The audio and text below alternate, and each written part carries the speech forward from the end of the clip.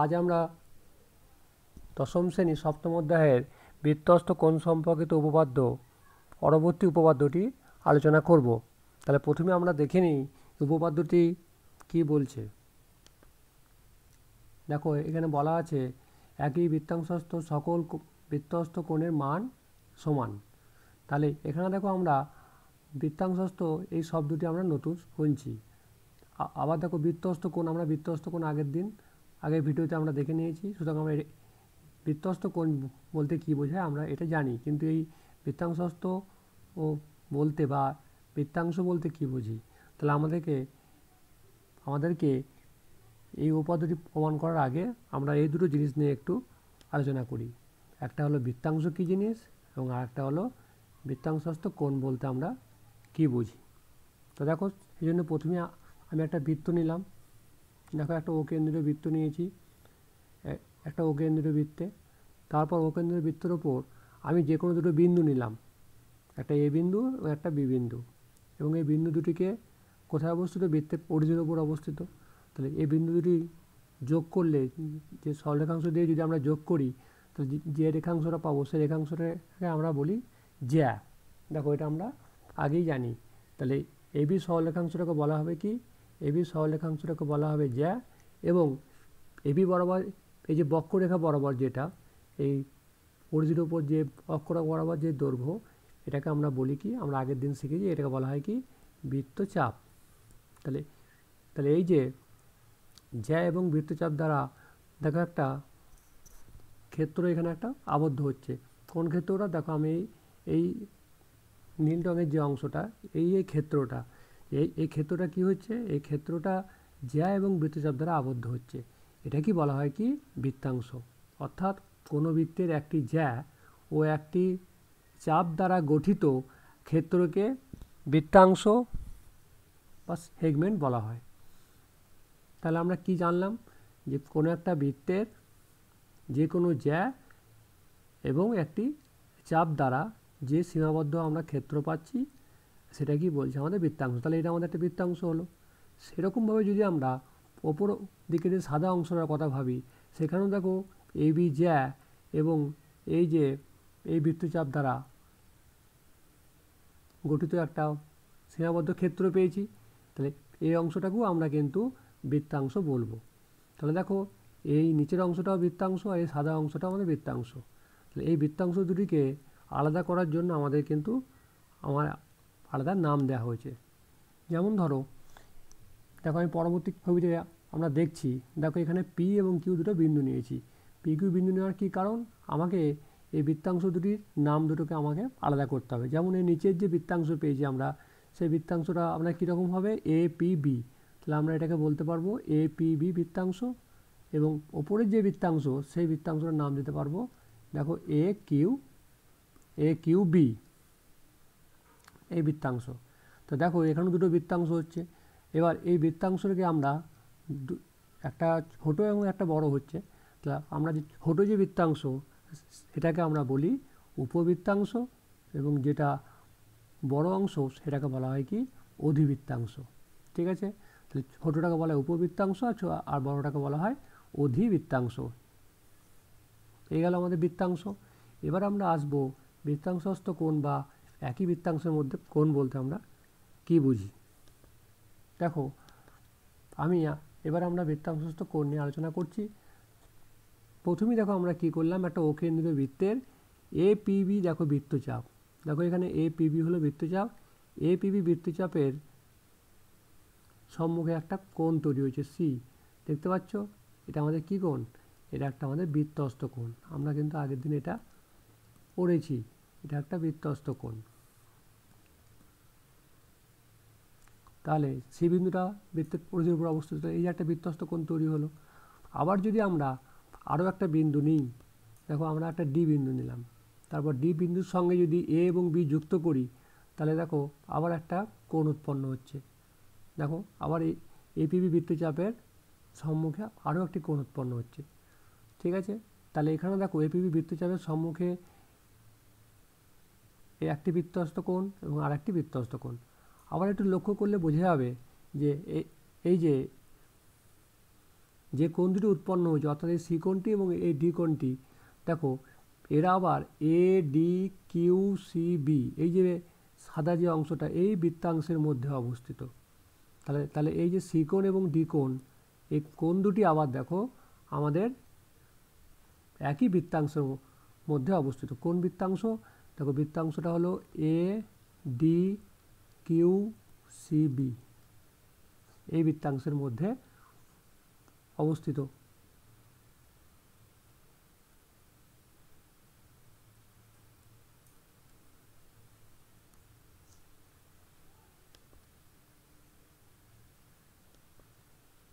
তা দেখো আবার একটু ভালো করে দেখে নাও যে এই সি কোণ এবং ডি কোণ, এই কোণ দুটি আমার A D Q C B এই বৃত্তাংশের মধ্যে অবস্থিত। অর্থাৎ আমরা বলতে পারি যে এই যে এ সি বি কোণ এবং এ ডিবি কোণ, দেখো এ সি বি এবং A DB, A C B এবং এ ডিবি, এই কোণ দুটি দেখো A D Q C B এই বৃত্তাংশের মধ্যে অবস্থিত। তাহলে এই যে একই বৃত্তাংশের মধ্যে যে কোণগুলো অবস্থিত হবে তাদেরকে আমরা বলবো একই বৃত্তাংশস্থ কোণ বা একই বৃত্তাংশস্থ কোণ বলবো আমরা তাকে। তাহলে অর্থাৎ এখানে কোণ এসিবি এবং এ ডিবি এই কোণ দুটি হলো একই বৃত্তাংশস্থ কোণ। তাহলে আমরা সহজভাবে বললে কি বলবো, যে একই বৃত্তাংশের মধ্যে অবস্থিত সমস্ত কোণকেই বলা হবে বৃত্তাংশস্থ কোণ। তাহলে এখানে আমাদের এবার আমরা উপপাদ্যে ফিরে আসি। তাহলে আমরাও বৃত্তাংশস্থ কোণ শিখে ফেললাম, এবার আমরা উপপাদ্যে ফিরে আসি। দেখো আমাদের উপপাদ্যটি ছিল একই বৃত্তাংশস্থ সকল বৃত্তস্থ কোণের মান সমান হবে। দেখো আমরা ওই ছবিটা এলাম, দেখো এখানে আমার কি হয়েছে, দেখো এখানে আমার অকেন্দ্রীয় বৃত্তের একটু মনে করে দেখো এ সি বি, দেখো এখানে এ সি বি বলতে এই কোণটা, আর এ ডিবি, এ ডিবি বলতে এই কোণটা, এই দুটো কোণ কি যে কোনো দুটি কোণ A D A B DC বৃত্তাংশের মধ্যে অবস্থিত। দেখো এ বি ডি সি, এই যে পুরো একটা আমি পাচ্ছি,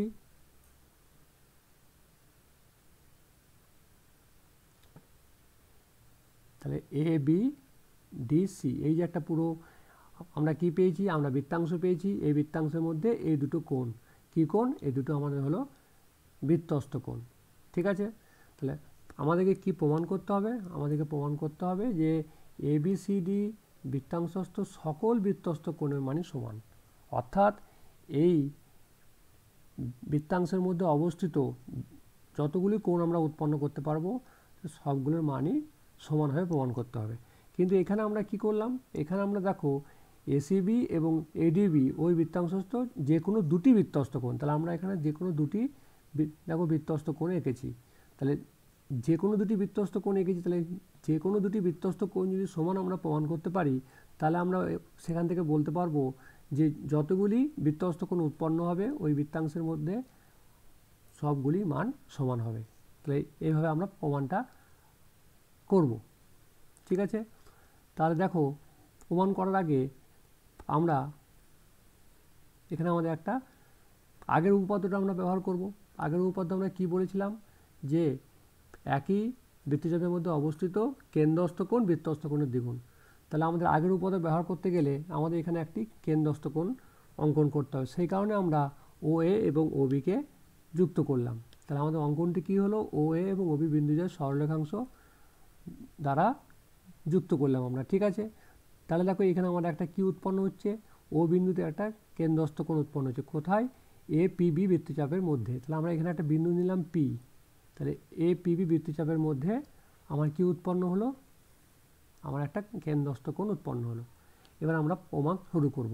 তো দেখো আমার এই যে এ পি বি বৃত্তচাপের মধ্যে আমার এ পি বি বৃত্তচাপের সম্মুখে দেখো এটা আমাদের কেন্দ্রস্থ কোণ এবং এই সি কোণটা হলো আমাদের, বা এ সি বিটা হলো আমাদের বৃত্তস্থ কোণ। তাহলে আমরা কি জানি এই দুটোর মধ্যে কি সম্পর্ক হয়? এই দুটোর মধ্যে সম্পর্ক হয় কি, এই দুটোর মধ্যে সম্পর্ক হয় এরা একটি অপরটির দ্বিগুণ। অর্থাৎ আমরা লিখতে পারি যে এ পি বি বৃত্তচাপের সম্মুখে কি কোণ এ ও বি কেন্দ্রস্থ কোণ এবং কোণ এ সি বি বৃত্তস্থ কোণ। তাহলে কি হবে, আমরা আগের উপাত্ত থেকে কি পাবো, আমরা পাবো কোণ এ ও বি সমান 2 ইন্টু কোণ এ সি বি। এটাকে আমরা 1 নম্বর নাম দিয়ে রাখলাম। আবার একই রকমভাবে দেখো, আমরা যদি আবার একই রকমভাবে দেখি তাহলে দেখো এই যে আবার এপিবি বৃত্তচাপের মধ্যে দেখো বৃত্তচাপের সম্মুখে এই ডি কোণ যেটা অর্থাৎ এ ডি বি এটা বৃত্তস্থ কোণ এবং এ ও বি হলো কেন্দ্রস্থ কোণ। এখান থেকে আমরা অনুরূপে বলতেই পারি যে আমরা অনুরূপে বলতে পারি বা অনুরূপে আমরা বারবার লিখবো না, অনুরূপে আমরা কি বলতে পারবো যে কোণ এ ও বি সমান 2 ইন্টু কোণ এ ডি বি। তার কারণ কি, তার কারণ এরা একটা কেন্দ্রস্থ কোণ এবং একটা বৃত্তস্থ কোণ একই বৃত্তচাপের মধ্যে। তাহলে 1 এবং 2 থেকে আমরা কি পাবো, 1 ও 2 থেকে পাবো দেখো 1 নম্বর এবং 2 নম্বর থেকে আমরা কি পাবো, দেখো 1 নম্বর এবং 2 নম্বরের বাম দিকটা দেখো সমান আছে, অর্থাৎ তাহলে ডান দিকটা সমান হবে, অর্থাৎ 2 ইন্টু এসিবি সমান আমরা বলতে পারি 2 ইন্টু এডিবি। ঠিক আছে, তাই দুই দিক থেকে যদি আমরা দুইগুলো কেটে দিই তাহলে প্রমাণ হয়ে গেল এসিবি সমান এডিবি। তাহলে আমরা প্রমাণ করলাম এসিবি এবং এডিবি, অর্থাৎ এই এসিবি এই কোণটি এবং এই এডিবি এই কোণটি সমান প্রমাণ করলাম, অর্থাৎ আমরা একই বৃত্তাংশের মধ্যে অবস্থিত দুটি কোণের মান সমান প্রমাণ করলাম। তাহলে আমরা আগেই বললাম যে এই সি কোণ এবং এডি কোণ এই দুটো কোণ আমাদের যে কোনো কোণ ছিল, তাহলে একই বৃত্তাংশের মধ্যে অবস্থিত যে কোনো দুটি কোণের মান যেহেতু সমান হচ্ছে, অর্থাৎ আমরা বলতে পারি যে এই বৃত্তাংশের মধ্যে যে সকল বৃত্তস্থ কোণ উৎপন্ন হবে প্রত্যেকের মান সমান হবে। অর্থাৎ আমরা এখানে বলতে পারি যে একই বৃত্তাংশস্থ সকল বৃত্তস্থ কোণের মান সমান। অর্থাৎ এখানে লিখব যেহেতু যে কোণ এসিবি ও কোণ এডিবি যে কোনো কোণ, অর্থাৎ আমরা বলতে পারি যে একই বৃত্তাংশস্থ সকল বৃত্তস্থ কোণের মান সমান। এবার এটা লিখে দিলে আমাদের এটা প্রমাণিত হয়ে যাবে। তাহলে এখানে লিখে দিতে হবে কি, এই উপপাদ্যটা আরেকবার লিখে দিতে হবে, অর্থাৎ একই বৃত্তাংশস্থ সকল বৃত্তস্থ কোণের মান সমান।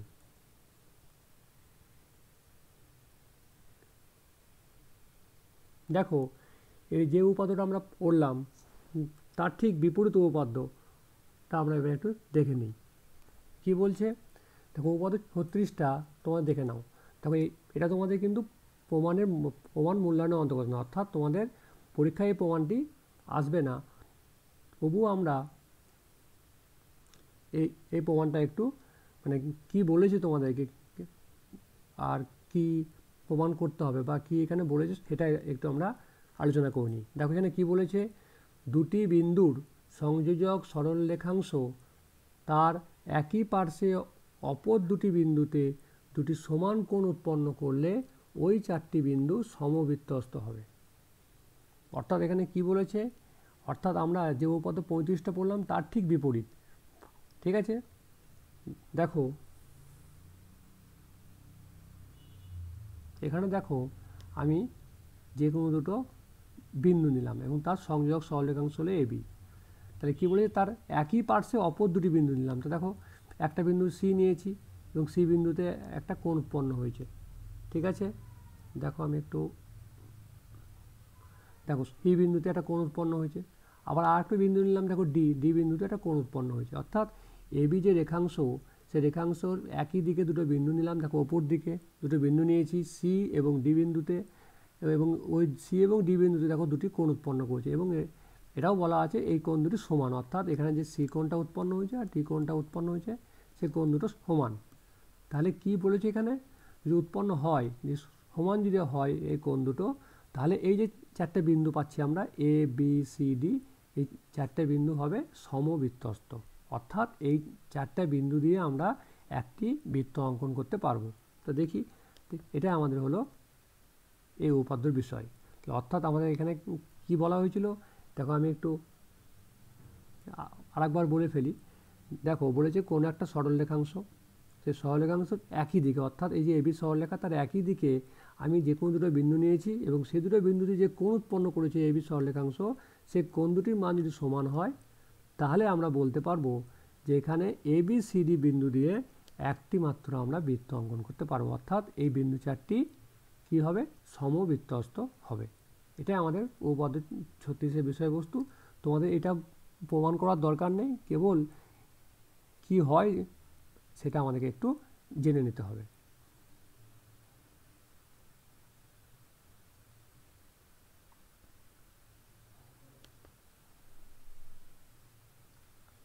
দেখো এবার আমরা তোমাদের বৃত্তস্থ কোণ সম্পর্কিত উপপাদ্যের পরবর্তী যে উপপাদ্যটি আছে সেটা নিয়ে আলোচনা করব। সেটা দেখে নিই সেই উপপাদ্যটা কী বলছে। দেখো উপপাদ্যটা বলছে অর্ধবৃত্তস্থ কোণ এক সমকোণ। অর্থাৎ দেখো আমার এখানে বলেছে অর্ধবৃত্তস্থ কোণ এক সমকোণ। তাহলে প্রথমে আমরা জানবো এই অর্ধবৃত্তস্থ কোণ বলতে আমরা কি বুঝি। তো দেখো সেই জন্য আমরা একটা বৃত্ত নিয়েছি এবং এটা তার কেন্দ্র, ঠিক আছে। এবার এই কেন্দ্র বরাবর যদি আমরা একটা কী টানি, জ্যা টানি, তাহলে সেটাই হয়ে যায় কিন্তু ব্যাস। আমরা এটা আমরা আগেই জানি যে বৃত্তের কেন্দ্রগামী জ্যাকেই বলা হয় ব্যাস, ঠিক আছে।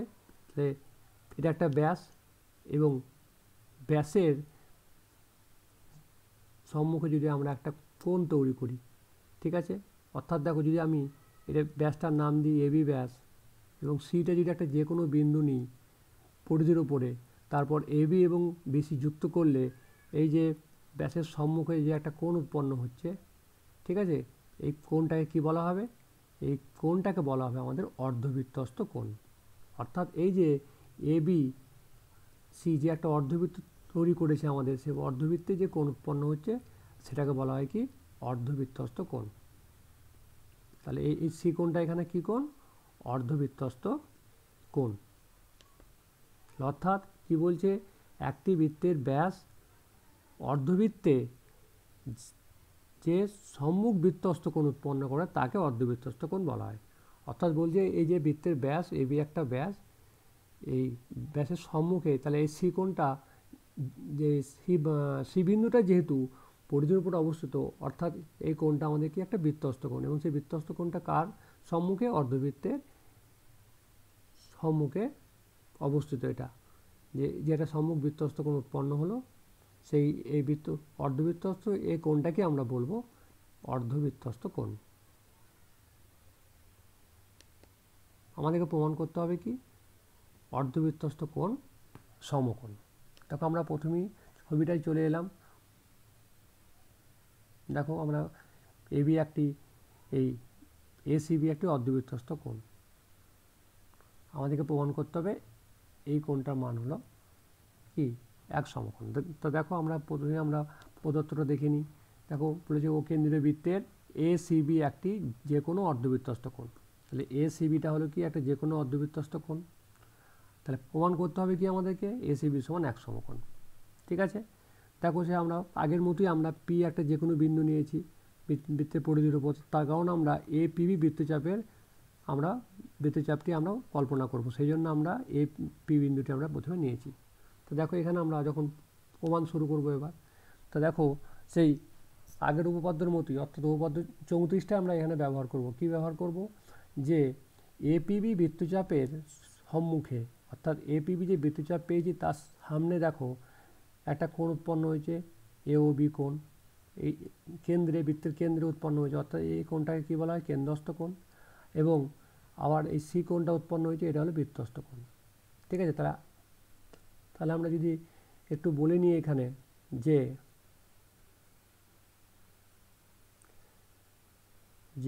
ও কেন্দ্রীয় বৃত্তের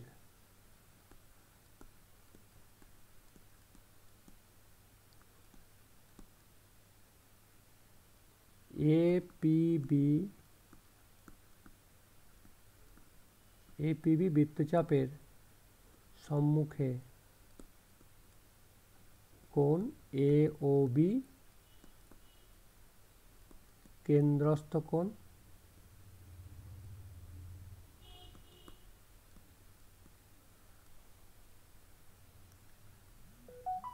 ঠিক করে লিখে দিই এটাকে,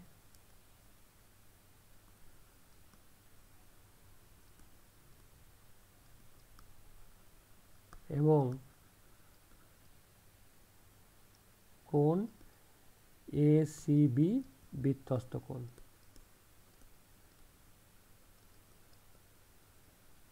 ঠিক আছে, তাহলে আমরা উপাদ অনুসারে কি জানি যে কেন্দ্রস্থ কোণ বৃত্তস্থ কোণের দ্বিগুণ হয়, অর্থাৎ কোণ এ ও বি সমান আমরা বলতে পারি 2 ইন্টু কোণ এসিবি।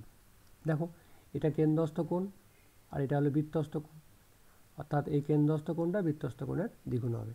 বা অন্যভাবে যদি আমরা এটাকে বলি যে এসিবি অর্থাৎ বৃত্তস্থ কোণটা কি হবে, কেন্দ্রস্থ কোণের অর্ধেক হবে। দেখো কোণ এ ও বি এটা অর্ধেক হবে। ঠিক আছে, তাহলে অর্থাৎ আমরা লিখতে পারি এসিবি সমান 1/2 ইন্টু এওবি। আবার একটু ভালো করে খেয়াল করো, কোণ এওবি কোণটা কী কোণ, এ ও বি এই কোণটা আমাদের কী কোণ, এই কোণটা একটা সরল কোণ। তাহলে এই সরল কোণের মান কত, 180 ডিগ্রি। তাহলে আমরা এসিবি এওবি কোণের পরিবর্তে আমরা 180 ডিগ্রি এখানে লিখতে পারি। ঠিক আছে, এখান থেকে এটা কাটাকাটি হয়ে আমার কত হচ্ছে 90, বা আমরা বলতে পারি 90 ডিগ্রি। আবার 90 ডিগ্রিকে আমরা কি বলি, এক সমকোণ। তাহলে আমরা প্রমাণ করতে পারলাম কোণ এসিবি সমান এক সমকোণ, অর্থাৎ অর্ধবৃত্তস্থ কোণ হলো আমাদের এক সমকোণ।